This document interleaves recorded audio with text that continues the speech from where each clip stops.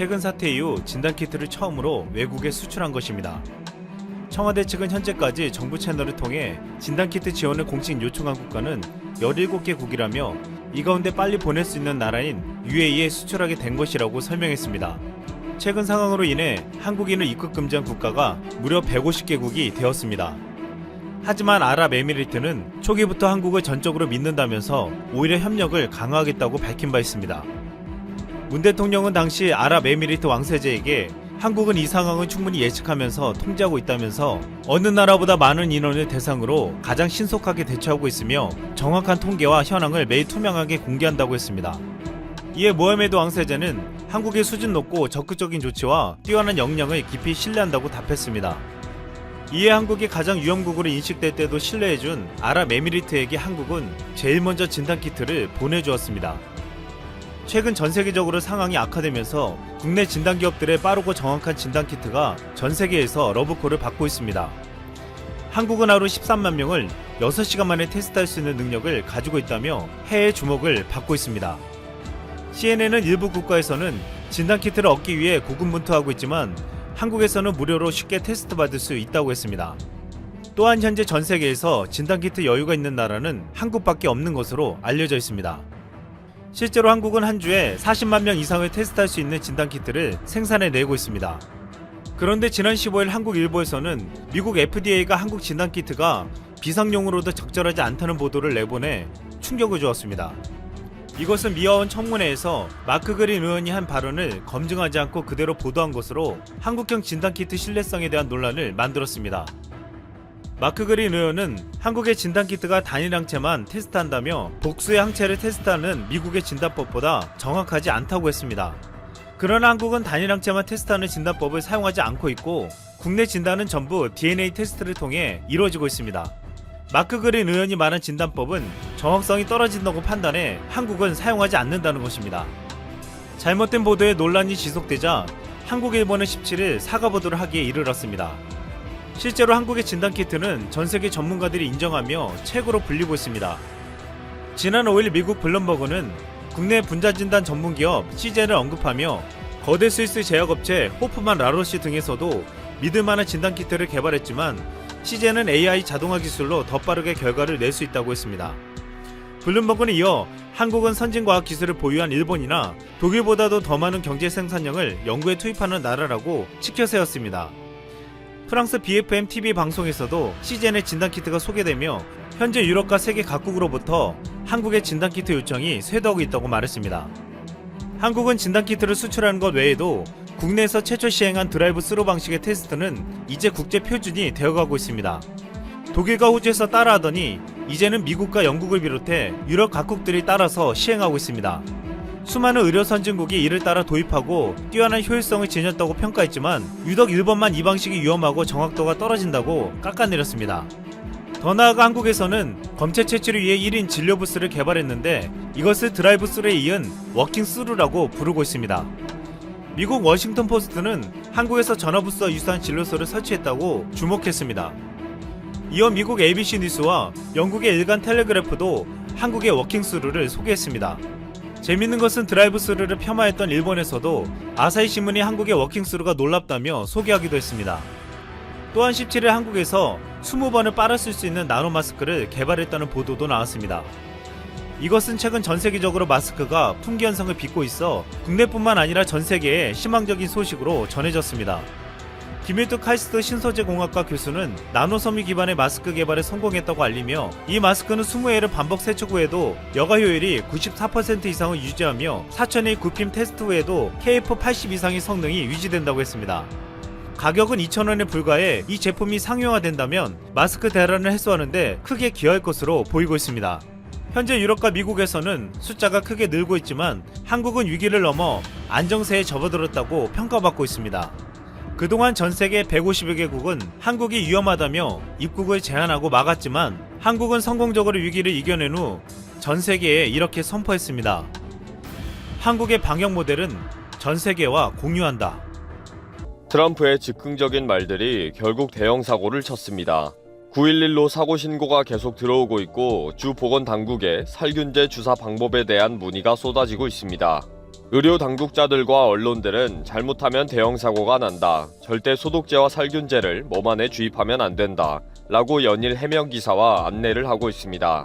그럼에도 미국 전역에 트럼프가 언급한 약들과 살균제들이 불티나게 팔리고 있습니다. 완전 미국이 트럼프 말 한마디에 가짜뉴스 전쟁터가 되어버렸습니다. 긴박하게 돌아가는 상황들을 미국 언론들을 통해 실시간 중계하듯이 정리해 전해드립니다. 일단 트럼프는 이번 사태를 미국과 트럼프의 적대적인 언론사들의 조작과 가짜뉴스 때문에 발생한 유감스러운 일이라는 식으로 밀어붙이고 있습니다. 트럼프는 구닥다리 언론 때문에 일일 브리핑이 가치가 없게 되었다 라고 하면서 25일 브리핑은 20분 만에 마치면서 질문에 대답도 하지 않고 퇴장했습니다. 백악관은 언론을 통해 해명과 반전에 공을 들이고 있습니다. 오늘 갑자기 트럼프에 대한 해명성 기사가 쏟아졌는데 뉴욕포스트는 트럼프가 너무 열심히 일을 해서 점심을 거르는 경우가 많다 라는 제목으로 새벽부터 밤늦게까지 미국을 위해 일하는 트럼프의 일상을 소개했습니다. 사실은 이게 진실이고 진정성이라는 거죠.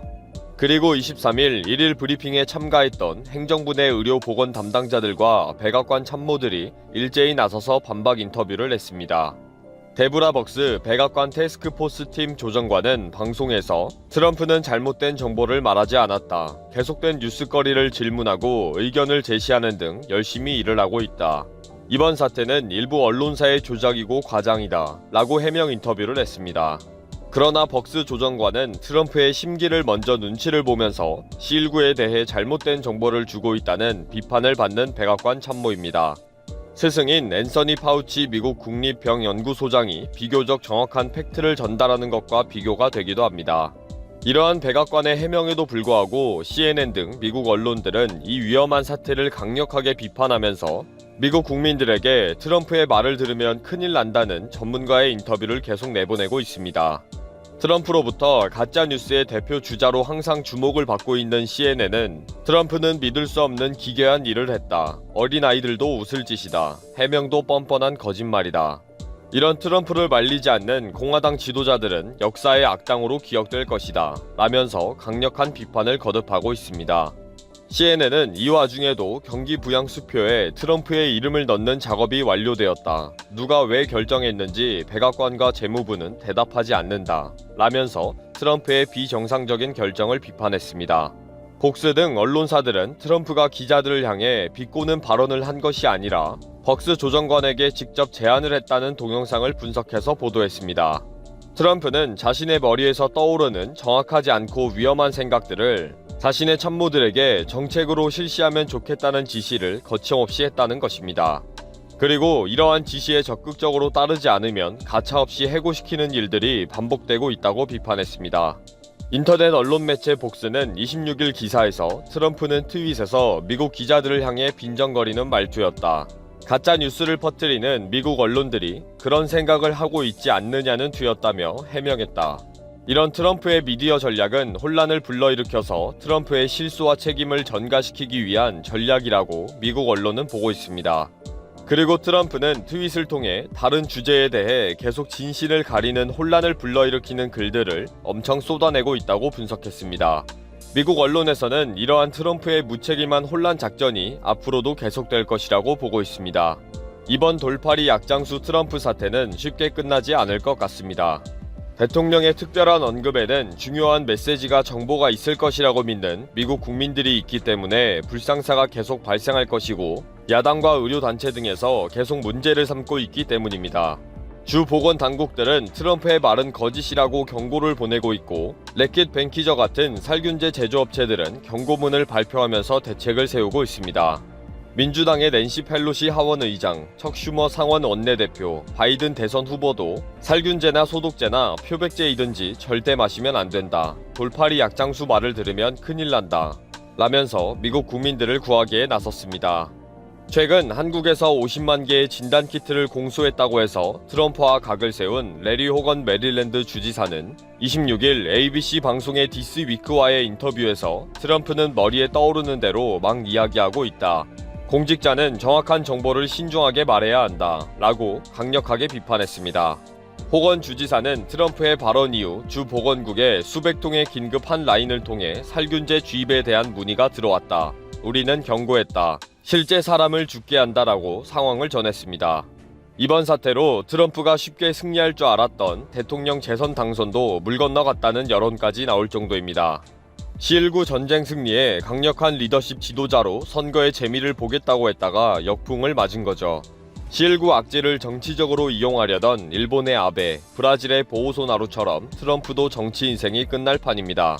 그동안 트럼프가 한 이상한 결정과 언행들은 조 바이든과의 대선 토론에서 계속 언급이 될 것이고 CNN 등 언론에서도 도저히 믿을 수 없는 기괴한 언행에 대해 계속 보도를 할 것입니다. 최근 트럼프는 주한미군의 주둔비 13% 인상 합의안을 거부하고 말도 안 되는 억지를 부리고 있습니다. 주한미군에 근무하는 한국인 직원들의 급여를 지급하지 않아서 한국 정부에서 70%를 선지급하기로 결정했습니다. 말도 안 되는 일들이 일어나게 하고 있습니다. 도대체 왜 이럴까요?